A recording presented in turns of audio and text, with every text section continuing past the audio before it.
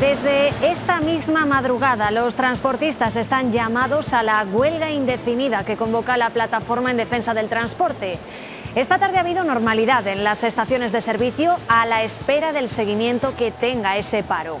Varias asociaciones de la comunidad ya han dicho que no lo van a secundar.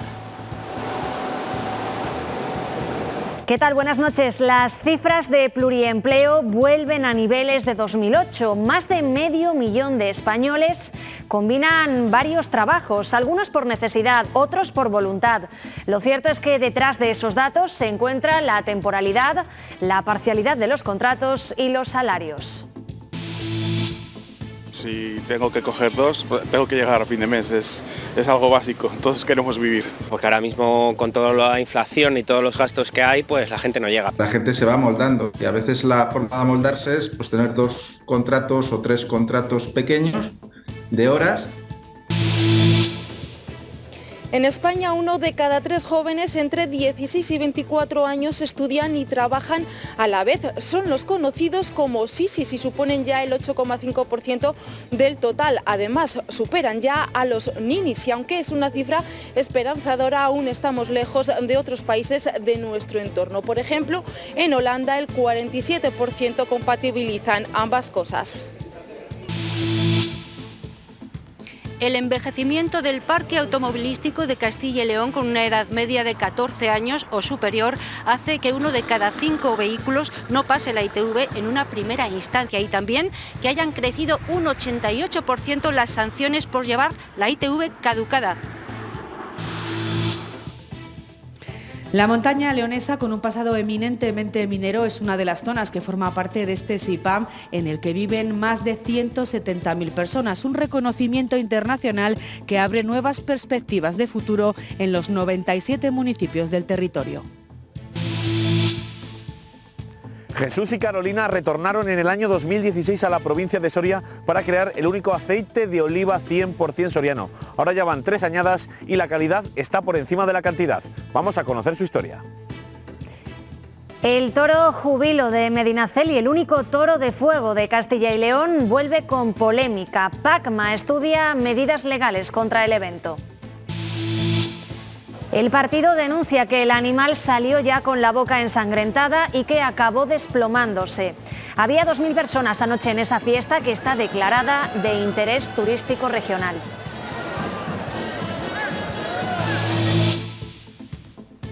El poblado de Salto de Castro está generando mucha atención y de hecho ya existen ofertas para adquirirlo. En total está en venta por 260.000 euros y consta de 6.600 metros cuadrados repartidos entre las más de 40 viviendas que hay. Los vecinos de los alrededores y también los zamoranos se han acercado ahora para conocerlo, ahora que está en venta. Y en El Bierzo, la localidad de Peón de Arriba, deshabitada desde hace 60 años, ha sido rehabilitada y convertida en lo que va a ser en muy poco tiempo una ecoaldea rural. Mañana van a bajar un poco las máximas en la comunidad. Nos espera un lunes de nubes, de precipitaciones débiles durante la primera mitad del día y de algunas tormentas que podrían afectar a la zona centro y este de Castilla y León.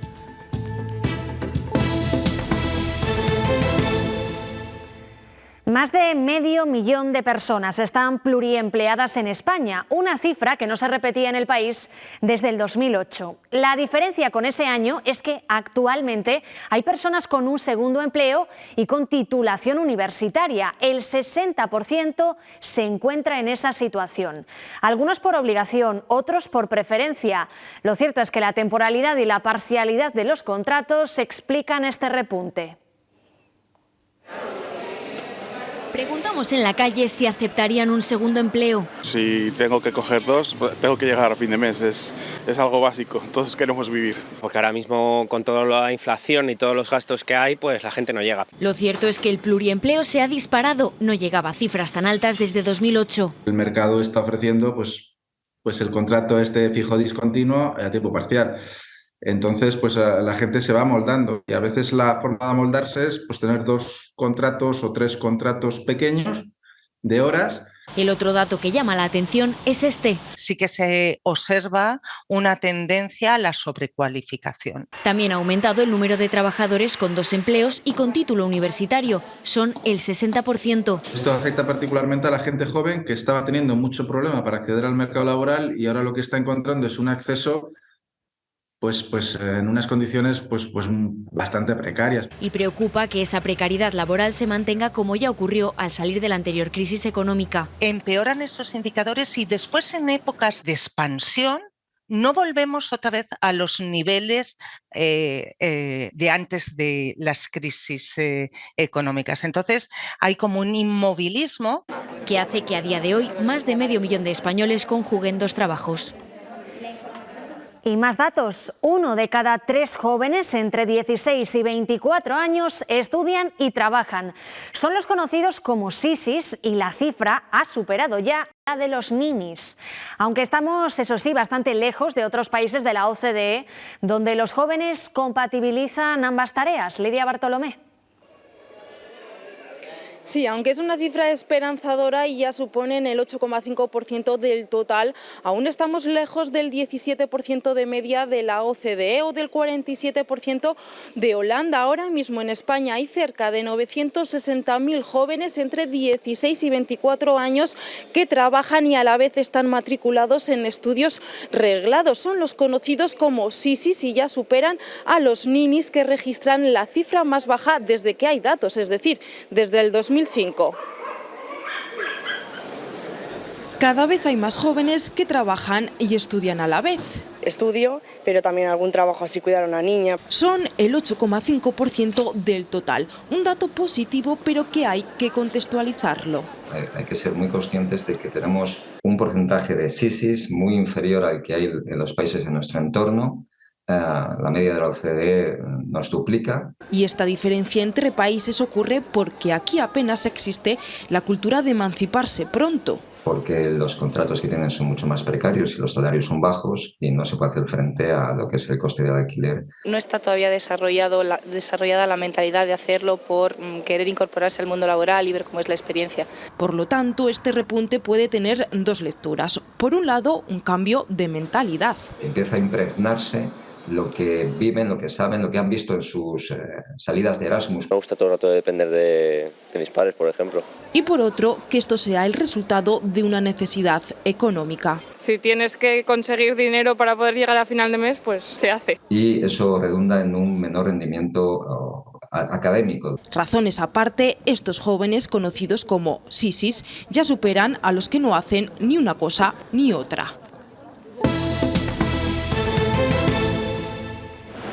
Son imágenes de hace unos minutos de un área de servicio en Castilla y León. Todo transcurre como cualquier otro domingo, sin un mayor número de camiones por la convocatoria de huelga de mañana.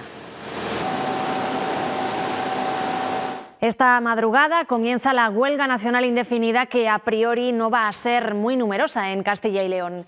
Las grandes asociaciones de transportistas han mostrado su rechazo, pero ahora son los autónomos los que podrían plantar cara. Nos lo cuenta Marta Caña. Pese a la negativa de las grandes asociaciones a este parón, algunos autónomos se plantan porque dicen no poder más. Aseguran que el acuerdo firmado en marzo no se está cumpliendo porque muchos siguen trabajando por debajo de costes y nadie vigila que se cumpla lo firmado. Son conscientes de que este paro afectará a su bolsillo, pero insisten en que es necesario. De momento, aquí en Palencia no habrá grandes movilizaciones ni piquetes. Nosotros pues tenemos unos gastos muy grandes. Un vehículo de estas características ha subido en un 15%, un 17% su gasto en una compra. El gasoil sigue estando por un precio por las nubes. Estos vehículos gastan entre 4.000 y 5.000 litros mensuales, entonces pues los precios son inviables. Aunque los precios hayan subido, no se asoman en nada al precio real de coste del transporte y no se está trabajando en consecuencia. De media, los vehículos que circulan por nuestra comunidad llegan casi a los 15 años. El envejecimiento del parque automovilístico está provocando que casi 1 de cada 5 sean rechazados al pasar la ITV. Ana Agustín. En la región, la antigüedad media de los vehículos que circulan supera los 14 años. Esto hace que muchos de ellos no pasen la revisión en una primera instancia. Camiones y furgonetas son los que encabezan este ranking y los principales defectos que se detectan tienen que ver con el alumbrado y con la señalización. Hay otro dato muy importante de la Dirección General de Tráfico y es que el número de sanciones por circular con la ITV caducada ha crecido en Castilla y León un 88% durante 2021. 20 y algo, del 2003. Tiene 15 años. No está la vida para darse un capricho, como puede ser en este caso, el tener un coche nuevo cada 6-8 años. A mí me ha pasado una vez, así que no sé cuánto ha subido, la verdad, no tengo ni idea. Bueno, está bien porque es una medida de seguridad. Si ahora mismo tiene que realizar un frenazo o tiene un amortiguador un poco tocado, al final no es la vida suya la que se está jugando. Cuando la tengo para no la paso, claro, ¿para qué la voy a pasar si no la uso?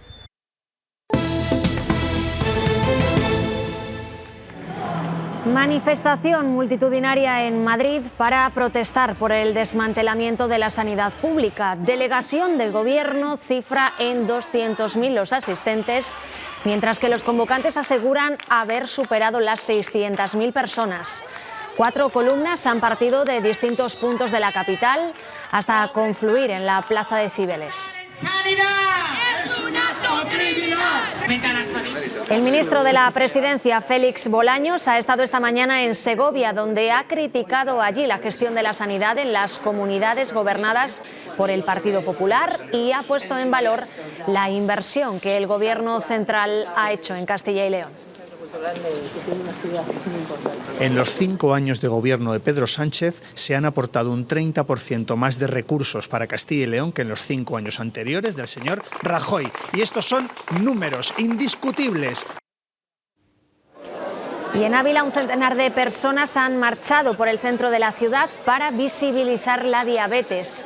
Una enfermedad silente en muchos casos para la que se reclama más información para que el propio paciente sea quien gestione bien su enfermedad. Cerca de 300.000 personas padecen diabetes en Castilla y León, una enfermedad silenciosa y muy común. Desde las asociaciones se intentan inculcar la prevención teniendo en cuenta la alimentación y el ejercicio físico para que las cifras de afectados no sigan creciendo con el paso de los años. La diabetes es una patología muy frecuente en nuestra sociedad. En las últimas décadas se ha producido un aumento de la prevalencia de esta enfermedad. Principalmente es tener niveles altos de azúcar o glucemia en sangre. Los tipos más comunes son la diabetes 1 y 2. La diabetes tipo 1 tiene un componente autoinmune. Realmente es el sistema autoinmunitario de los pacientes el que falla para que dejen de producir insulina. Lo habitual es que haya determinados componentes genéticos en ello, ¿no? La diabetes tipo 2 está más relacionada con los hábitos de vida saludables. La educación sobre esta enfermedad es necesaria. Estar formado, en nuestro caso, es en alimentos, en gestión de deporte, en gestión de la vida diaria y saber utilizar correctamente los dispositivos. Pero también resulta imprescindible la prevención a través de ciertos cambios. Alimentación, tenemos una dieta mediterránea que es muy buena. Deporte, aunque sea salir a caminar, vida sana, realmente es vida sana. En Castilla y León se estima que hay 300.000 personas con diabetes, aunque casi la mitad aún están sin diagnosticar. La prevención es lo más importante para evitar que los casos sigan subiendo. La Universidad de Burgos ha conseguido potenciar la investigación en sus 28 años de historia. Prueba de ello es este reconocimiento que hace la Universidad de Stanford a 7 de sus profesores, casi el doble de los que aparecen en el ranking de la pasada edición. Dicen que esta mención les empuja a seguir trabajando. La Universidad de Burgos tiene entre sus facultades a 7 de los científicos más influyentes de todo el mundo. Así lo ha considerado la Universidad de Stanford en su ranking anual. Santiago Aparicio y Roberto Sanz han sido clasificados además por su trayectoria científica. Pone de manifiesto que lo que hacemos, que lo que publicamos derivado de nuestro trabajo, pues tiene reconocimiento, tiene visibilidad a nivel internacional. Ambos repiten en esta lista, una clasificación que ha hecho triunfar a la UBU, duplicando casi el resultado de la edición pasada. Por tanto, es una muestra de que en una universidad joven como es la nuestra, se está desarrollando investigación científica en muy distintas áreas. Reconocen que la investigación y la incertidumbre van dadas de la mano. Los alumnos pues cada vez yo creo que son un poquito más reticentes a dedicarse a la investigación porque inevitablemente lo ven como una apuesta demasiado arriesgada en su futuro profesional. La carrera científica es una carrera complicada, es algo que requiere muchísimo trabajo y son muchas horas de trabajo. Pero formar parte de este prestigioso círculo de científicos les impulsa a seguir caminando en la investigación.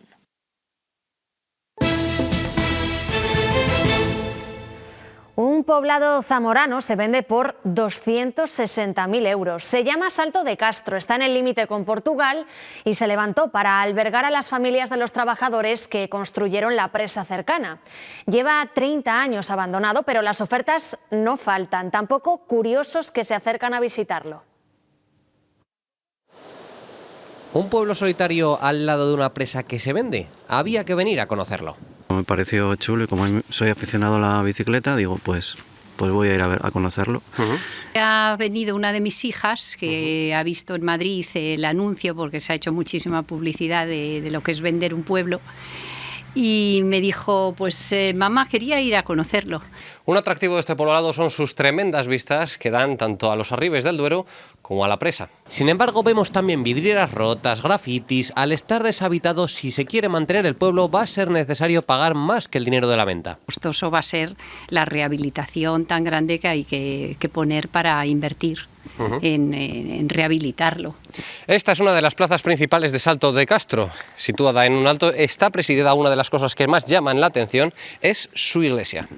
Así es por fuera, así está por dentro. Un pueblo solitario y sin habitantes, Salto de Castro se ha convertido en objeto de leyendas urbanas. Me ha dicho gente que está ya por la iglesia y por esa zona que hay fantasmas también. No sé si será cierto, no será. Ahora los compradores pueden hacerse con su historia, sus calles empedradas, su entorno natural en los arribes del Duero. Y en el Bierzo más avanzado está el proyecto de rehabilitación de la localidad de Peón de Arriba. Esto que ven a mi espalda era un pueblo deshabitado desde hace 60 años y en breve revivirá como una ecoaldea rural destinada al turismo. 1962. Es el año en el que se marchó el último habitante de Peón de Arriba, un pequeño pueblo berciano del municipio de Carracedelo. Mi padre siempre me contaba que había un núcleo abandonado, que lógicamente no conocíamos, pero cuando pasaban por aquí el núcleo era imperceptible, porque realmente lo que había era un montón de zarzas. Efectivamente, la naturaleza se había engullido el pueblo de 3 casas, hasta que hace 20 años el ayuntamiento lo adquirió para rehabilitarlo y dinamizar la zona. Se han necesitado 827.000 euros de presupuesto en el que han colaborado la Diputación Provincial y la Junta de Castilla y León para este proyecto vestido de piedra, madera y pizarra. Hemos querido recrearlo y hacer un entorno, yo creo que lo más parecido posible a lo que fue Peón de Arriba, ¿no? Se ha respetado la estructura de las casas originales, pero con las comodidades del siglo XXI, como el suelo radiante, y se ha acabado un pozo de 120 metros para convertirlo en lo que será, dentro de poco, un albergue turístico respetable con el paraje que lo rodea, muy cerca de las médulas. Esto es una ecoaldea realmente porque es totalmente sostenible, es decir, la energía va a ser fotovoltaica 100%. Una ecoaldea abierta a todos los públicos, donde vivirá una familia permanentemente y que ofrecerá la posibilidad de realizar múltiples actividades como senderismo, kayak, rutas en mountain bike o conocer de primera mano el mundo de la apicultura y la agricultura. Sin duda, una apuesta por el resurgir de la zona. En León se celebra la Feria de la Cecina de Chivo, que tiene lugar en la montaña, en el municipio de Vega-Cervera, hasta donde miles de visitantes se acercan para degustar un producto único, que solo se produce en esa zona y que se consume cocido, no loncheado. Este año esperan llegar a una producción de 60 toneladas. El CIPAM Montañas de León es uno de los 77 reconocimientos que la FAO ha entregado en los últimos 20 años. Es además el tercero en extensión a nivel mundial. La montaña central leonesa forma parte de este CIPAM en el que viven más de 171.000 personas. Este reconocimiento internacional abre nuevas perspectivas de futuro para los 97 municipios que lo integran. Dentro de los 10.500 kilómetros cuadrados reconocidos como sistema importante del patrimonio agrícola mundial, que supone un 11% del territorio de la comunidad, se encuentra la montaña central de León. Es solo una de las piezas del mosaico en el que la FAO reconoció características singulares como la multiproducción. Se generan productos agrícolas, productos ganaderos y productos forestales. Esa es la primera y más destacable característica que ha hecho merecedor el CIPAM, su enorme extensión y su enfoque multiproductivo, que además le permite tener una diversidad interna dentro de una unicidad. Para las empresas del territorio, ser reconocidos como CIPAM hace que mejore su reputación y que los consumidores valoren sus productos. Eso espera Leticia, apicultora de primera generación. Que tú tengas un reconocimiento en un lineal o a la hora de vender un producto que te posicione es mucho más fácil a que tú lo tengas que contar, porque no tienes que contar nada. Simplemente pones tu pegatina, tu reconocimiento internacional, como es el caso del territorio CIPAM, y con eso ya tienes muchísimas puertas abiertas, que es de lo que se trata. La FAO ha reconocido que el sistema productivo de las montañas de León aporta productos suficientes para llevar una dieta nutricionalmente completa y equilibrada. La producción de aceite de oliva en la provincia de Soria se abre paso gracias a dos emprendedores. Desde hace 3 años tienen su propia marca. Plantaron 10 hectáreas de olivos en Montuenga de Soria. Sergio Recio. Tras 5 años de duro trabajo, estos emprendedores comenzarán a tener rentabilidad de sus 10 hectáreas de olivos. Llevan 3 años consiguiendo ya productividad y ahora esperan hacerse un hueco en un mercado muy exigente y en el que han encarecido mucho los precios. Se cumplen 5 años desde que Jesús y Carolina decidieran apostar por la plantación de olivos en Montuenga de Soria. Un lustro con una inversión de 120.000 euros que ahora esperan que dé los primeros beneficios. Por el momento es, todo el mundo trabajamos por dinero, ¿no? Entonces buscas rentabilidad, no haces una inversión de este tipo para no buscarla, ¿no? Pero no, éramos 5 años y son 5 años de ponerlas. Esta añada ha contado además con un problema más, el aumento de gastos. El generador pues para el riego tiene que estar en marcha y bueno, pues luego los abonos, por ejemplo, el abono que hemos echado este año pues han sido más de 4.000 euros. Pero sus 15.000 olivos van a pasar de 800 litros a más de 2.000 y los números ya cuadran mientras siguen conociendo día a día un terreno muy particular que cuenta además con el enemigo de las heladas. Cada año es distinto porque no es una ciencia cierta, aquí te viene un año de más calor o un año más frío y un año más producción, menos. Si tú te das cuenta, pues hay aceituna que tiene menos calibre que otra. La producción de olivo de Soria, así se llama la marca, sigue creciendo gracias a 2 sorianos que en 2016 volvieron a la provincia para emprender en su tierra.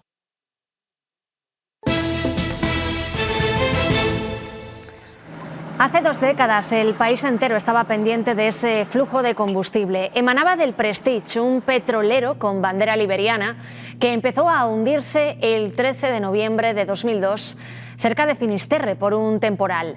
6 días después se rompía en 2, provocando un enorme vertido a 250 kilómetros de la costa gallega.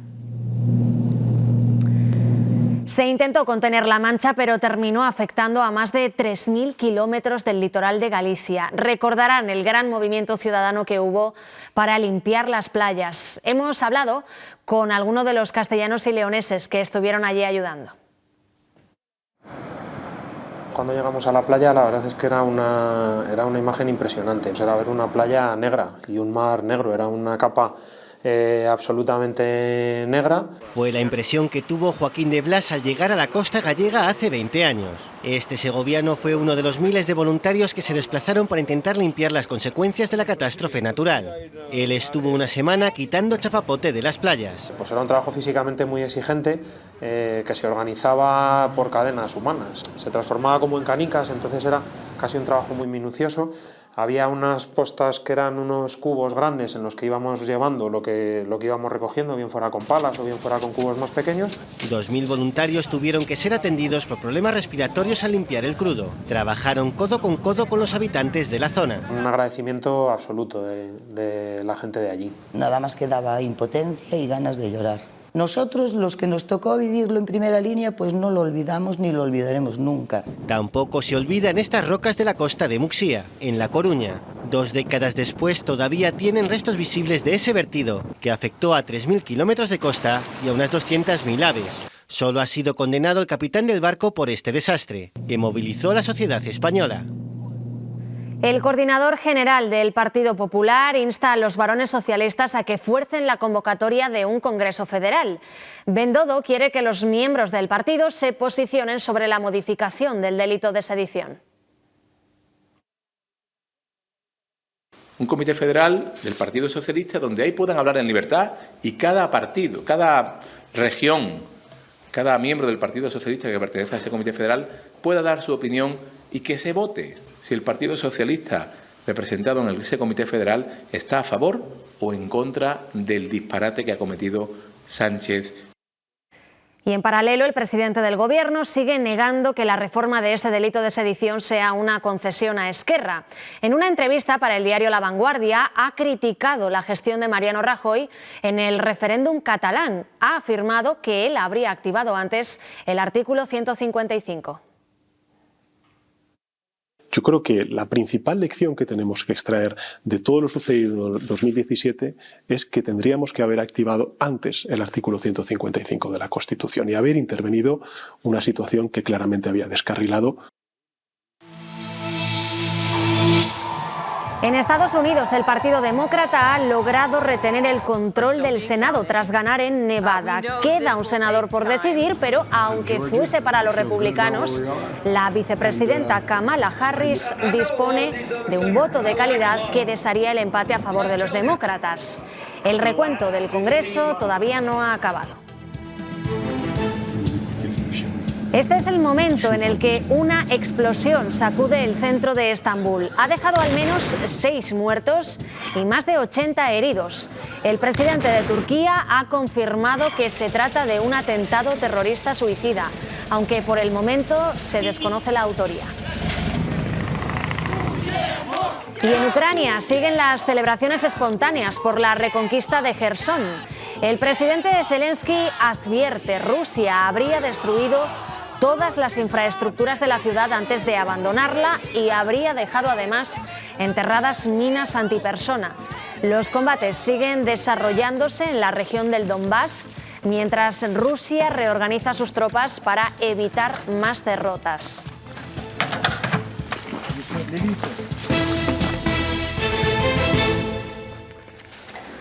Nuevo ataque en un museo. Hoy ha sido en el Egipcio de Barcelona. 2 activistas han rociado con sangre y falso petróleo varias vitrinas, entre ellas la que contiene la réplica de una momia. También varias fotografías y la pared. Los autores han desplegado una pancarta que alertaba del incremento de las temperaturas. Decidir nuestras vidas.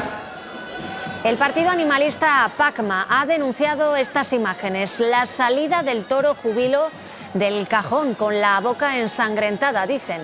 La formación estudia medidas legales contra el festejo. Aseguran que ha sido la edición más bochornosa de la historia. El toro acabó desplomándose. Anoche en Medinaceli, en Soria, se celebró ese festejo al que acudieron 2.000 personas. Es el único toro de fuego que perdura en Castilla y León. Además, esa fiesta está declarada de interés turístico regional. El origen de este festejo popular taurino se encuentra, según algunos autores, en las celebraciones realizadas en España hace más de 2 milenios y que conmemoraron la victoria de los íberos en las guerras púnicas. Los componentes de la asociación preparan al animal, que sale al coso que se instala en la Plaza Mayor atado por una soga. Hay un grupo de unas 20 personas sujeta al animal para colocarle la estructura. Preparar lo que es la gamella, que es el hierro que llevan las bolas. Le damos la arcilla al toro por si le salpica algo de pez o alguna chusta, que no le pasa nada. Cuando el toro justo llega al palo y hay un par de personas o 3 que se tienen que lanzar a los cuernos para sujetarlo contra el palo y ese es el momento más peligroso. Una tradición que en el pueblo viven desde muy pequeños, pero no es hasta los 18 años cuando pueden participar. Yo tenía 5 o 6 añitos y ya entraba a ver la preparación del toro. Yo desde que era ya muy pequeñito siempre había tenido la ilusión de algún día poder ayudar y colaborar con el pueblo, porque si los jóvenes como yo, que cumplimos ahora los años, no nos vamos metiendo, al final la fiesta se acabará perdiendo. Desde el año 2002 es considerado espectáculo taurino tradicional de interés turístico en Castilla y León.